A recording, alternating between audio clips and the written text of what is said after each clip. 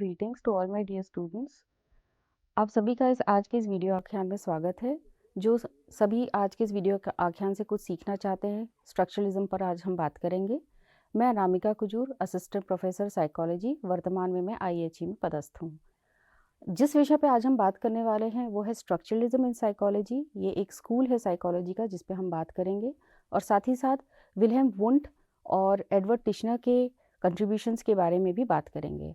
आज का विषय पाठ्यक्रम लिया गया है BA थर्ड ईयर के NEP के पाठ्यक्रम से, जो कि DSE से संबंधित है। सबसे पहले हम स्ट्रक्चरलिज्म की बात करते हैं, यानी कि स्कूल की क्या है, जिसमें आपने देख रहे हैं structuralism the first psychology of school. इसमें बात किया गया है, ये स्कूल शब्द आपके यहाँ पर आया है। स्कूल शब्द को हम थोड़ा सा डिस्कस करेंगे कि स्कूल क्या है। इसको हम कई बार कंफ्यूज करते हैं। जब साइकोलॉजी अपने इनिशियल फेजेस में था तो इसमें बहुत सारे साइकोलॉजिस्ट्स आए, जिसमें बहुत सारे फिलोसफर्स आए और उन्होंने अपने बहुत सारे व्यू पॉइंट्स रखे। जनरली हम आज का जो डेफिनेशन है हमारा कि साइकोलॉजी मन व्यवहार का विज्ञान है, ये उस समय नहीं था, ये अपने उत्पत्ति के स्थल पे था। तो उस समय जो साइकोलॉजिस्ट है उनका कहना था, कुछ ने कहा कि मनोविज्ञान बिहेवियर की एक सब्जेक्ट है, कुछ ने कहा कि मनोविज्ञान कॉन्शियस का स्टडी है, कुछ ने कहा कि ये एक्सपेरिमेंटल स्टडी है। इस तरह से अलग अलग जितने भी मनोवैज्ञानिक आए और उन्होंने अपने अलग अलग व्यू पॉइंट्स रखे इस सब्जेक्ट के बारे में, धीरे धीरे उन्हें एक क्लस्टर में रखा गया, यानी कि एक ग्रुप में रखा गया, और इस तरह से मनोविज्ञान में विभिन्न स्कूलों का उद्भव हुआ, यानी कि उत्पत्ति हुई। इसमें से संरचनावाद जो है ये पहला स्कूल हम इसको कह सकते हैं। इससे पहले तक हम साइकोलॉजी को हम मान रहे थे कि वो फिलॉसफी का एक पार्ट था। तो स्ट्रक्चरलिज्म जो है ये पहला स्कूल इसलिए है क्योंकि यहाँ से हम साइकोलॉजी को अलग करने लगे, और साथ ही साथ साइकोलॉजिस्ट जैसे जो शब्द हैं उनको हमने पहली बार इस्तेमाल करना शुरू किया। सेकंड पार्ट है कि मस्तिष्क की संरचना का विश्लेषण करना। जब हम स्ट्रक्चरलिज्म की बात करते हैं तो स्ट्रक्चरलिस्ट जो साइकोलॉजिस्ट थे उन्होंने ये कहा कि बिहेवियर तो होता है, लर्निंग भी होता है, लेकिन ये सभी यदि मेंटल प्रोसेस हैं तो ये मस्तिष्क के कौन से पार्ट में हो रहे हैं, और यदि हो रहे हैं तो मस्तिष्क की संरचना क्या है। तो इन सभी ने ये माना कि स्ट्रक्चरलिज्म जो है वो बेसिकली मस्तिष्क की संरचना के बारे में स्टडी है। दूसरा इस सब्जेक्ट का गोल ये है कि how basic components of mental processes combine to form consciousness. यानी कि स्ट्रक्चरलिज्म में जब ये बात कही कि ये कॉन्शियस का एक स्टडी है, तो कॉन्शियस से हम क्या समझते हैं? कॉन्शियस से ये समझते हैं हम कि आज के और अभी के जो भी वर्तमान में हमारे समक्ष चीज़ें आ रही हैं, और उन चीज़ों को जो भी हमारा मस्तिष्क जो है वो प्रोसेस कर रहा है, उन सभी को हम कहते हैं चेतना। तो इस चेतना के बहुत सारे छोटे छोटे पार्ट्स हैं जिसको कि स्ट्रक्चरलिज्म ने कहा कि इनको हम बेसिक कंपोनेंट्स के रूप में हम समझने की कोशिश करते हैं। इन बेसिक कंपोनेंट्स को समझते हुए हम मस्तिष्क की संरचना के बारे में समझने की कोशिश करेंगे। तो आज हम जब सब्जेक्ट को स्ट्रक्चरलिज्म को जब हम पढ़ेंगे तो इसके कुछ ऑब्जेक्टिव्स हैं, जिसमें कि ये पहला जो आपका ऑब्जेक्टिव है वो ये कहता है कि structuralism introduced the scientific study of consciousness. पहले तो हमने बात की, चर्चा की ही कि स्ट्रक्चरलिज्म में हम कॉन्शियसनेस पढ़ते हैं। दूसरा वर्ड ये आता है हमारा साइंटिफिक स्टडी। स्ट्रक्चरलिज्म को जब हम समझने की कोशिश करते हैं तो इसको हम कुछ बेसिक ऑब्जेक्टिव्स यानी कि उद्देश्य में बांटेंगे, तो हमारे लिए इजी हो जाएगा इस सब्जेक्ट को और समझना। तो हम सबसे पहले कोशिश करेंगे कि डिफाइन करें स्ट्रक्चरलिज्म को और उसकी प्रासंगिकता को आप तक पहुंचाएं। दूसरा है कि हम इंट्रोस्पेक्शन या जो मेथड हम इसमें यूज़ करते हैं उसके बारे में थोड़ी सी चर्चा करेंगे, और साथ ही साथ जो इसके बेसिक कॉन्शियसनेस के एलिमेंट्स होते हैं जैसे कि इमेजेस, फीलिंग्स एट्सेट्रा, इनके बारे में भी हम आपसे चर्चा करेंगे। तो सबसे पहले हम आते हैं, संरचनावाद ने चेतना के वैज्ञानिक अध्ययन की शुरुआत की। जब हम स्ट्रक्चरलिज्म के बारे में हमने शुरू में ही बात की तो हमने कॉन्शियस वर्ड यूज़ किया। कॉन्शियस से तात्पर्य ये है कि जो भी आज की डेट में या अभी वर्तमान में आपके समक्ष जितने भी एक्सपीरियंसेस हो रहे हैं वो कहीं ना कहीं आप उसको फील करते हैं, और फील जब आप करते हैं तो वो कहीं ना कहीं ब्रेन में प्रोसेस होती है। तो इन सभी की जो स्टडी होती है उसको हम कहते हैं कॉन्शियसनेस। और साथ ही साथ एक वर्ड आया है साइंटिफिक स्टडी। साइंटिफिक स्टडी से हम क्या समझते हैं? साइंस क्या है? साइंस ये कहता है कि आप जो भी स्टडी कर रहे हैं अगर वो परिस्थितियाँ सेम हैं तो उसके रिजल्ट सेम आएंगे, और साथ ही साथ आप दो चरों के बीच में किसी प्रकार के रिलेशनशिप को आप ज्ञात कर पाएंगे। तो स्ट्रक्चरलिज्म जो था वो पहला एक ऐसा स्कूल था जिन्होंने कोशिश की कि जो भी हम मेंटल प्रोसेसेस को हम पढ़ रहे हैं उनके दो चरों के बीच में हम किसी तरीके का एक वैज्ञानिक अध्ययन हम कर पाएँ, यानी कि हम उसको रिकॉर्ड कर पाएँ, और साथ ही साथ वो जब दोबारा उन्हीं परिस्थितियों में जब उस स्टडी को किया जाए तो ऑलमोस्ट वैसे ही रिजल्ट्स जो हैं आपके समक्ष आए। तो स्ट्रक्चरलिज्म ने साइंटिफिक स्टडी ऑफ कॉन्शियसनेस को इंट्रोड्यूस किया। यह संरचनावाद एक ऐसा स्कूल है जिसने सबसे पहले लेबॉर्ट्री यूज़ करी और साथ ही साथ अपने सारे एक्सपेरिमेंट्स जो कि साइकोलॉजी से रिलेटेड थे वो एक कंट्रोल्ड एनवायरनमेंट में उसको क्रिएट किया। दूसरा इन्होंने बात किया है focused on analysing conscious mental states, यानी कि कॉन्शियस मेंटल स्टेट से अर्थ ये होता है कि हम एट प्रेजेंट हम क्या कर रहे हैं, हम लर्न कर रहे हैं, हम अनलर्न कर रहे हैं, या हम किसी इमोशंस के अंतर्गत जा रहे हैं। तो इन्हीं सभी चीज़ों के ऊपर फोकस करना और उसको एनालाइज करना, ये सारे के सारे मेंटल स्टेट्स से रिलेटेड जो है स्ट्रक्चरलिज्म के अंतर्गत आते हैं। साथ ही साथ आप इसमें एक मेथडोलॉजी भी पढ़ेंगे जो कि स्ट्रक्चरलिज्म को बाकी मनोविज्ञान के स्कूल से थोड़ा सा उसको अलग बताती है। तो हम आगे की स्लाइड्स में आपको बताएंगे कि इसके मेथड्स और क्या हो सकते हैं। की पोस्टुलेट्स हैं स्ट्रक्चरलिज्म के। सबसे पहले हम बात करते हैं analyse the structure of the conscious mind. Conscious mind यानी कि जो भी ब्रेन का जो भी पार्ट है वो आपके अभी वर्तमान में हो रहे जो भी परिस्थितियां हैं उनको आप एनालाइज करते हैं, या जो भी हो रहा है आपके साथ में उन सभी चीज़ों को आप एनालाइज करते हैं। तो उससे हमारा फोकस स्ट्रक्चरलिज्म का बेसिकली इसी पे होता है कि आपके ब्रेन में क्या प्रोसेस चल रही है। फॉर एग्जांपल 4 साल का बच्चा जो भी मैथमेटिकल इंडक्शंस करेगा उसके जो बेसिक प्रोसेसेस हैं वो बहुत अलग फॉलो कर सकता है, और साथ ही साथ एक वयस्क दिमाग जो है जब वो किसी प्रॉब्लम को सॉल्व कर रहा होगा तो उसके जो प्रोसेसेस हैं, मेंटल प्रोसेसेस हैं, वो बहुत सारे अलग हो सकते हैं। सेकेंड इन्होंने बात की है मेथडोलॉजी की। मेथडोलॉजी यानी कि हर एक स्टडी में एक तरीका या हम एक मेथड हम यूज़ करते हैं। तो सेम वे स्ट्रक्चरलिज्म ने अपना मेथड यूज़ किया है जिसको कि हम कहते हैं इंट्रोस्पेक्शन। हिंदी में इसको हम कहेंगे अंतर्दर्शन। यहाँ पर आप दूसरा वर्ड देख रहे होंगे नियंत्रित परिस्थितियाँ। नियंत्रित परिस्थितियाँ क्या हो सकती हैं? जैसे एग्जाम्पल हम किसी लेबॉर्ट्री में यदि हम स्टडी कर रहे होते हैं तो हम वहाँ पर बहुत सारे चरों को नियंत्रित करते हैं, या बहुत सारे जो भी वेरिएबल्स होते हैं जो कि उसके साथ में इंटरवीन कर सकते हैं आपके रिजल्ट्स के साथ में, उनको हम कंट्रोल करते हैं। साथ ही साथ जो भी मेंटल प्रोसेसेस हो रहे होते हैं उनसे हम जो भी आपके सब्जेक्ट हैं जिनके ऊपर आप एक्सपेरिमेंट कर रहे हैं या जो भी आपके एक्सपेरिमेंट का पार्ट है उनसे हम एक इंट्रोस्पेक्शन यानी कि अंतर्दर्शन ज़रूर लेते हैं। अंतर्दर्शन से तात्पर्य ये है कि हर सब्जेक्ट जो है या हर व्यक्ति जो है जो कि उस प्रयोग का एक पार्ट होगा उसका एक अलग एक्सपीरियंस होगा, internal as well as external. तो इन सभी एक्सपीरियंसेस को हम देख नहीं सकते हैं, इसलिए हम क्या करते हैं, हम इन्हीं एक्सपीरियंसेस को सब्जेक्ट से इंट्रोस्पेक्शन के थ्रू हम उनको लेते हैं कि उन्होंने क्या फील किया या उन्होंने क्या पद्धति फॉलो की कि ये प्रॉब्लम को वो सॉल्व कर पाए और इस निष्कर्ष पर पहुंच पाए इत्यादि।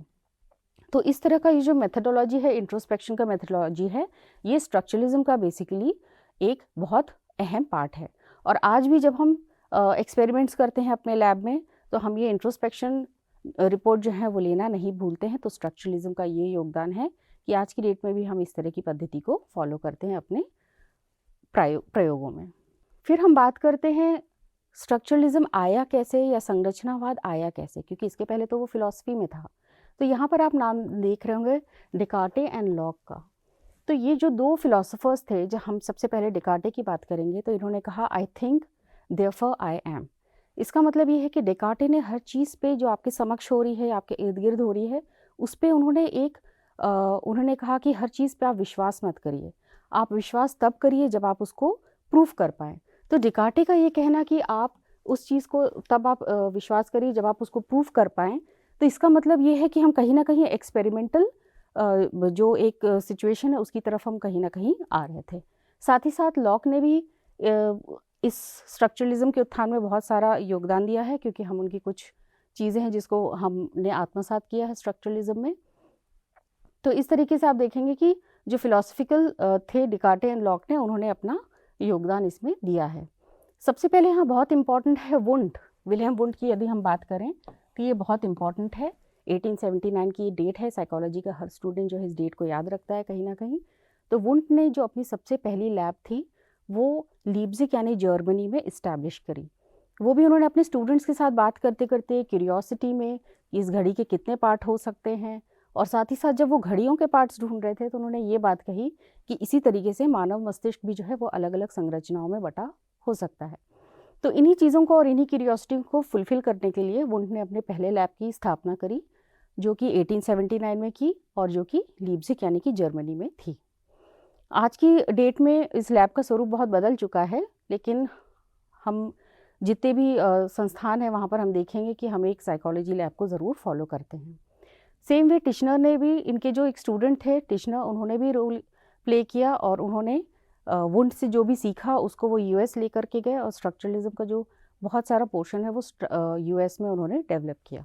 अब हम बात करते हैं विलियम वुंड के कंट्रीब्यूशंस की। आप देख सकते हैं कि इन्होंने जो पहली जो लेबॉर्ट्री है वो 1879 में इस्टेब्लिश की थी और इन्होंने बहुत सारे एक्सपेरिमेंट्स किए, जैसे कि रिएक्शन टाइम एक्सपेरिमेंट की। किसी भी प्रकार के स्टिमुलस को जब हम सामने रखते हैं तो उसको रिएक्शन देने में हमें कितना समय लग सकता है। तो इस तरह के जो भी एक्सपेरिमेंट्स कर रहे थे वो वही एक्सपेरिमेंट्स जो हैं वो कहीं ना कहीं स्ट्रक्चरलिज्म को बढ़ावा दे रहे थे। सेम वे इस तरह के जब एक्सपेरिमेंट्स आए तो साइकोलॉजी कहीं ना कहीं अलग हुआ फिलॉसफी से, जहाँ फिलॉसफी में हम बेसिकली बहुत बड़े क्वेश्चंस के आंसर को हम ढूंढ रहे होते हैं। साइकोलॉजी जो है बेसिकली वो आपका रीडायरेक्ट हो गया एक साइंस बनने के रूप में और कहीं ना कहीं सब्जेक्ट को वाइड करने के रूप में। तो यहाँ से साइकोलॉजी जो है फिलॉसफी से अलग हुआ और साथ ही साथ विल्हेम वुंट ने साइकोलॉजिस्ट जैसा जो टर्म था वो पहली बार यूज़ किया। अतः साइकोलॉजी पढ़ने वाले साइकोलॉजिस्ट यहाँ से कहलाना शुरू किए। इन्होंने इंट्रोस्पेक्शन को भी डेवलप किया, जो कि कॉन्शियसनेस को स्टडी करने में बहुत हेल्प करता था या साथ देता था, या इसको आप कहेंगे एक मेथड था जो कि पढ़ने में हेल्पफुल हुआ। पार्ट 2 में हम आते हैं जहाँ पर हम बात करेंगे वुंट के कुछ एक्सपेरिमेंट्स में, क्योंकि कुछ योगदान अगर वुंट ने किया है स्ट्रक्चरलिज्म को समझने में तो वहाँ से हम उनके कुछ स्टडीज़ के बारे में पढ़ेंगे, जिसमें कि एक है reaction time studies. Reaction time studies में किसी भी व्यक्ति के सामने कोई स्टिमुलस रखा जाता है। स्टिमुलस यानी कि उत्तेजक, यानी कि कोई भी ऐसा पार्ट एनवायरनमेंट का या ऑब्जेक्ट या पर्सन जो कि आपके अंदर किसी तरीके का रिएक्शन जगाता हो। तो ऐसे कोई भी चीज़ को आपके सामने रखेंगे और उसके बाद आपसे रिएक्शन पूछेंगे कि आपने कितनी देर में इस चीज़ को देखा। तो इस तरीके के रिएक्शन टाइम स्टडीज़ जो हैं वो वुंट ने किया और साथ ही साथ उन्होंने सेंसरी प्रोसेसेस को, रिस्पॉन्सेस को पढ़ने की कोशिश करी, जो कि इसके पहले कभी पॉसिबल नहीं हुआ था। फॉर एग्जाम्पल, अगर किसी के सामने किसी को हमने बहुत डार्क रूम में बैठा दिया है और उनके सामने एक लाइट छोटी सी रखी है और साथ ही साथ उनको एक बटन दबा करके रिस्पॉन्स करने को कहा है कि आपको ये लाइट कितनी देर में दिखी, तो लाइट प्रस्तुत होने एवं जो बटन दबाने यानी रिस्पॉन्स के बीच में जो भी टाइम होगा वो उनका रिएक्शन टाइम होगा। तो इस तरह से हमने ये देखा कि आपके सामने कोई भी स्टिमुलस होता है तो सब्जेक्ट को कितना टाइम लग सकता है उसके प्रति रिस्पॉन्स करने में। तो ये आज के डेट में तो ये बहुत ही प्रैक्टिकली हम हर चीज़ में इसको फॉलो करते हैं। फॉर एग्जांपल, सामने की गाड़ी में अगर ब्रेक लग रहा है तो आपने कितनी देर में ब्रेक लगाए, ये सारी चीज़ों को हम आज की डेट में इनको फॉलो करते हैं। साथ ही साथ ये सारे एक्सपेरिमेंट्स करते करते वुंट ने एक सिस्टमैटिक एक्सपेरिमेंटल मेथड्स को डेवलप किया, जिसको हम आज भी फॉलो करते हैं। यानी कि हम लैब में हम जो भी काम कर रहे हैं या जो भी एक्सपेरिमेंट्स कर रहे हैं उसको बहुत सिस्टमैटिक तरीके से हम रिकॉर्ड करते हैं, उसको बहुत सिस्टमैटिक तरीके से हम रिज़ल्ट पे पहुंचते हैं और उसके बहुत सिस्टमैटिक तरीके से हम एनालाइज करते हैं और साथ ही साथ हम उसको जनरलाइज भी करते हैं। जनरलाइज से मतलब ये है कि हमने जो भी लैब में एक्सपेरिमेंटल बेसिस पे जो भी हमने स्टडीज़ हमने पढ़ी हैं वो हमने कैसे बाकी के पॉपुलेशन में भी उसको जनरलाइज किया है। और ये बहुत ज़रूरी है क्योंकि हम आज के प्रैक्टिकली हम किसी भी चीज़ को जब हम अप्लाई करने जाते हैं तो जनरलाइजेशन बहुत ज़्यादा ज़रूरी है। वुंट के जितने भी योगदान हमने बात किए, उसके बाद हम एडवर्ड टिचनर जो है, ये बहुत मेन एक नेम है स्ट्रक्चरलिज्म में, हम इनको फॉलो करते हैं क्योंकि एडवर्ड टिचनर वुंट के ही स्टूडेंट थे और उन्होंने जर्मनी में बहुत सारी चीज़ों को पढ़ा और बहुत सारा योगदान एडवर्ड टिचनर को जाता है कि स्ट्रक्चरलिज्म जो है वो जर्मनी से बाहर आ पाया, क्योंकि लैंग्वेज बैरियर था और साथ ही साथ जोग्राफिकल एक बैरियर था जिसको क्रॉस किया एडवर्ड टिचनर ने और अपने सारे ज्ञान को लेकर के वो यूएस आए और हैंस स्ट्रक्चरलिज्म जो है वो यूएस में बहुत ज़्यादा एक्सपैंड हुआ। और हम लोग इस बात को नकार नहीं सकते कि जो भी नॉलेज ऑफ फील्ड जो है यूएस में एक्सपैंड हुई है वो वर्ल्ड वाइड जो है उसका एक्सपेंशन ज़रूर हुआ है। तो सेम वे एडवर्ड टिचनर ने इसको यूएस में बहुत ज़्यादा एक्सपैंड किया। दूसरी उनका जो योगदान की यदि हम बात करें तो दूसरा है कि उन्होंने इंट्रोस्पेक्शन को और ज़्यादा रिफ़ाइन किया। वुंट के समय में क्या हो रहा था, हम बहुत ओपन एंड क्वेश्चंस पूछते थे कि आपको कैसा लगा, किस तरह की फीलिंग आई, किंतु जब हम टिचनर के बारे में बात करते हैं तो उन्होंने बहुत ज़्यादा रिफाइंड क्वेश्चनाइज बनाने स्टार्ट किए कि किसी भी सब्जेक्ट को लेकर के हम इंट्रोस्पेक्शन के लिए किस तरह के क्वेश्चंस हम यूज़ कर सकते हैं। और साथ ही साथ ये क्वेश्चंस जो हैं ये सारे के सारे एक से नहीं होकर के अलग अलग परिस्थितियों में अलग अलग एक्सपेरिमेंटल और अलग अलग ऑब्जेक्ट्स और सब्जेक्ट्स के ऊपर बेस करते हुए इनके क्वेश्चंस का निर्धारण किया गया।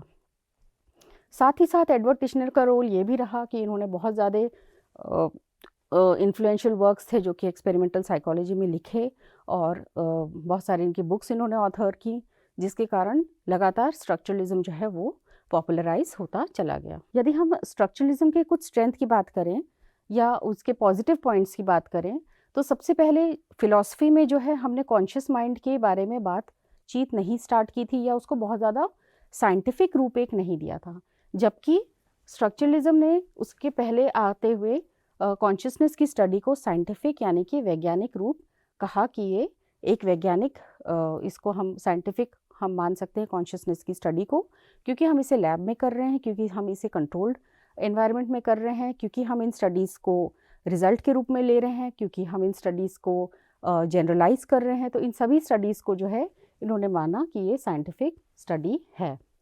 साथ ही साथ जो हम आज की डेट में हम इतने सारे रिसर्च वर्क्स करते हैं, रिसर्च जो कि बहुत बेसिक एक नीड है आज की डेट में किसी भी नॉलेज के एक्सपेंशन के लिए, स्ट्रक्चरलिज्म से कहीं ना कहीं रिसर्च मेथड्स का भी उद्गम हुआ।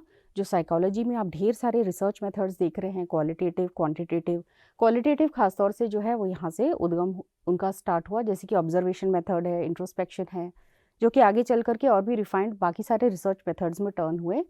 तो स्ट्रक्चरलिज्म ने कहीं ना कहीं इन रिसर्च मेथड्स को भी कहीं ना कहीं बढ़ावा दिया।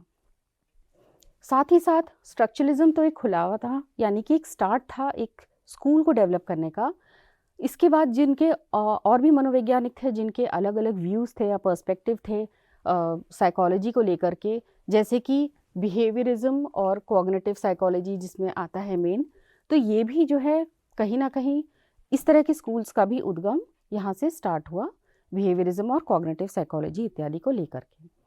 तो आप देख सकते हैं कि स्ट्रक्चरलिज्म जो है वो बहुत पहला स्कूल था साइकोलॉजी में। स्कूल यानी कि एक व्यू पॉइंट लेकर के, एक अपना इंडिपेंडेंट व्यू पॉइंट लेकर के, और साथ ही साथ आपने देखा कि उसमें बहुत सारे रिसर्च मेथड्स थे, और साथ ही साथ ये भी बात आ रही है कि बाकी स्कूल्स के लिए भी उसने अपनी जगह बनाई, जैसे कि बिहेवियरिज्म और कॉग्निटिव साइकोलॉजी, आज की डेट में पॉजिटिव साइकोलॉजी, इस तरह के बहुत सारे स्कूल्स हैं जो कि यहाँ से सामने आए। स्कूल से होने का तात्पर्य ये है कि आपका जो सब्जेक्ट है या विषय वस्तु है वो बहुत सारे स्कोप्स में बदल जाता है और बहुत उसको पढ़ने के लिए और समझने के लिए बहुत आपके पास टॉपिक्स होते हैं, व्यू पॉइंट्स होते हैं, इसलिए स्कूल्स का होना ज़रूरी है। तो स्ट्रक्चरलिज्म का एक आपका इम्पॉर्टेंट आप देखिएगा कि उन्होंने बाकी स्कूल्स के आने के लिए जो है कहीं ना कहीं अपनी जगह बनाई। हर चीज़ के पॉजिटिव्स होते हैं तो उसका क्रिटिसिज्म भी होता है, जैसे कि आप यहाँ देख रहे हैं क्रिटिसिज्म और स्ट्रक्चरलिज्म।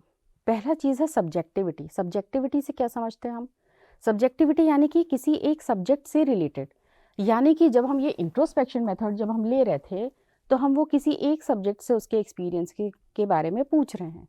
तो इससे तात्पर्य ये निकलता है कि इंट्रोस्पेक्शन जो है साइंटिफिक नहीं है, यानी कि उनके जो इंट्रोस्पेक्शन जो भी आप रिपोर्ट ले रहे थे वो हो सकता है सब्जेक्ट ए जो है वो अलग इंट्रोस्पेक्शन दे, सब्जेक्ट बी अलग इंट्रोस्पेक्शन दे, सब्जेक्ट सी अलग इंट्रोस्पेक्शन दे।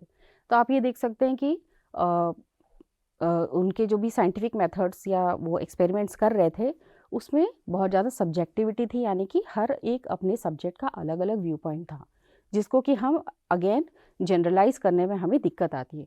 सो अगेन जो चीज़ हम जनरलाइज नहीं कर पा रहे हैं वो साइंटिफिक रिलायबिलिटी से काफ़ी दूर हो जाता है। रिलायबिलिटी यानी कि बार बार आप उस एक्सपेरिमेंट को करेंगे तो बार बार उस तरह के रिजल्ट्स आपके सामने आएंगे, लेकिन यहाँ पर अलग अलग सब्जेक्ट्स हैं, उनके रिपोर्टिंग अलग अलग है, तो साइंटिफिक रिलायबिलिटी यहाँ पर पॉसिबल नहीं हो पाई थी।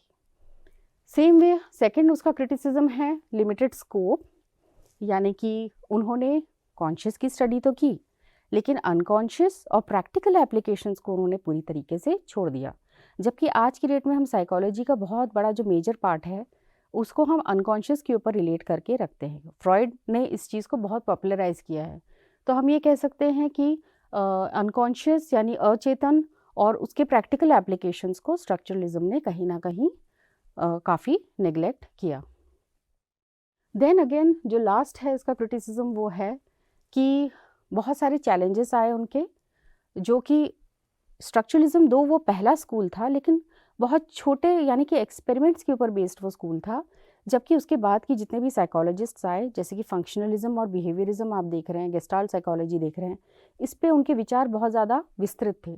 तो टाइम नहीं लगा कि स्ट्रक्चरलिज्म जो है बहुत जल्दी वो इतना पॉपुलर नहीं रह गया और बाकी स्कूल्स जो हैं साइकोलॉजी के वो उसमें आकर के ज़्यादा पार्टिसिपेट करने लगे। दो आप ये कह सकते हैं कि स्ट्रक्चरलिज्म ने रास्ता ज़रूर पेव किया बाकी स्कूल्स के लिए, लेकिन कहीं ना कहीं फंक्शनलिज्म, बिहेवियरिज्म या दूसरे जो बाकी स्कूल्स आए साइकोलॉजी के, उन्होंने अपना स्थान जल्दी बनाया और ज़्यादा बड़ा स्थान बनाया, और साथ ही साथ वो साइंटिफिकली भी अपने आप को अपग्रेड करते चले गए, जो कि स्ट्रक्चरलिज्म में थोड़ा सा हमें कम दिखता है।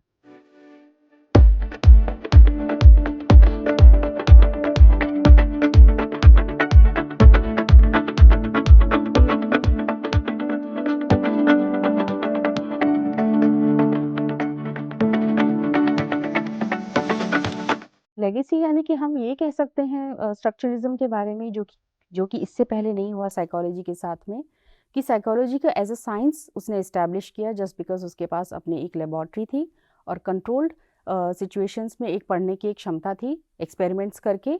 तो हम ये कह सकते हैं कि स्ट्रक्चरलिज्म ने जो एक चीज़ हमें दी वो किसी और स्कूल ने नहीं दी, वो ये था कि साइकोलॉजी को उन्होंने एज साइंस बताया।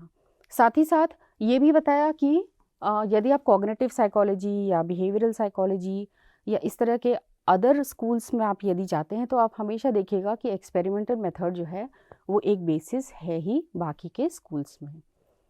साथ ही साथ आपने देखा था कि स्ट्रक्चरलिज्म जो बहुत सब्जेक्टिव है, क्योंकि हम एक एक सब्जेक्ट को लेकर के उनके रिपोर्ट्स को लेकर के हम बात कर रहे हैं, तो ये सब्जेक्टिविटी जो है वो बहुत लोगों को खलने लग गई। तो ऑब्जेक्टिव अप्रोचेस जो बाद में आए, जो कि कॉग्निटिव साइकोलॉजी के रूप में आया या गेस्टाल्ट साइकोलॉजी के रूप में आया, तो इस कारण जो है स्ट्रक्चरलिज्म जो है वो जल्दी से डिके हो गया। इसमें एक मेजर जो इंट्रोस्पेक्शन मेथडोलॉजी यदि हम उसकी बात करें, तो इसमें जो पार्टिसिपेंट्स हैं वो अपने कॉन्शियस एक्सपीरियंसेस को, यानी कि जो भी स्टिमुलस उनके सामने हैं उनके बारे में वो क्या फील कर रहे हैं और उनके एक्सपीरियंसेस क्या रहे, या यदि किसी प्रकार को मेंटल प्रोसेस को समझ पा रहे हैं या किसी तरीके का स्ट्रेस समझ पा रहे हैं, डिफ़िकल्टी समझ पा रहे हैं, इन सभी चीज़ों को जब हम रिपोर्ट करते थे तो वो इंट्रोस्पेक्शन रिपोर्ट कहलाती थी। तो सेम वे इस इंट्रोस्पेक्शन मेथडोलॉजी जो है ये स्ट्रक्चरलिज्म की बहुत अपनी एक मेथडोलॉजी है जिसको स्ट्रक्चरलिज्म फॉलो करता है, और इसकी अपनी लिमिटेशंस है कि अगेन ये सब्जेक्टिव है और बहुत ज़्यादा इनकन्सिस्टेंट है। डिपेंड करता है कि सब्जेक्ट की फिजिकल और मेंटल स्टेटस भी क्या है। तो एक ही सब्जेक्ट पे जब आप बार बार एक्सपेरिमेंट करेंगे तो उन्हीं के इंट्रोस्पेक्शन रिपोर्ट में भी बार बार फ़र्क आ सकता है। So that's why that makes it very very inconsistent, जो कि हमें उसको साइंटिफिक हम एक दायरे में नहीं रख सकते। तो इंट्रोस्पेक्शन मेथडोलॉजी जो है वो स्ट्रक्चरलिज्म की एक मेजर मेथडोलॉजी है, और साथ ही साथ आप उसको देख सकते हैं कि वो बहुत अच्छी मेथडोलॉजी है, लेकिन वो सब्जेक्टिव है और इनकन्सिस्टेंट है कहीं ना कहीं।